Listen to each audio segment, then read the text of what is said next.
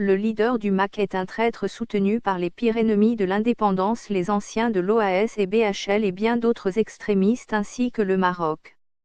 Puisque ce sinistre individu veut le bonheur du peuple kabyle, pourquoi il ne réclame pas la restitution des crânes de chefs kabyles et le rétablissement de l'organisation ancestrale des tribus kabyles en Arche? Nom et prénom, Mohamed Lanjad Ben Abdelmalek, pseudonyme Boubagla, l'homme à la mule. Bio Express, il a été tué en 1854 alors qu'il était à la tête d'une insurrection en Kabylie face à l'armée française.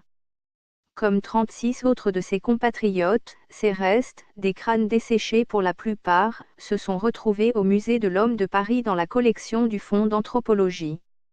Conservés dans des boîtes en carton de collection dans les réserves du musée, ils sont inaccessibles au public. La découverte de ces crânes remonte à 2011. L'historien Ali Farid Belkadi, qui faisait ses recherches pour son livre Boubagla, le sultan à la mule grise, la résistance des Korfa, édition Tala, est à l'origine de ces révélations. Selon lui, certains fragments des corps étaient conservés au musée depuis 1880, date à laquelle ils sont entrés dans sa collection ethnique. Ces crânes proviennent pour certains des prises de guerre, des opposants décapités ou des personnes mortes à l'hôpital des suites de blessures ou de maladies que médecins et chirurgiens militaires récupéraient pour leur collection personnelle, explique, à la Croix, Philippe Mencier, chargé de la conservation de la collection d'anthropologie.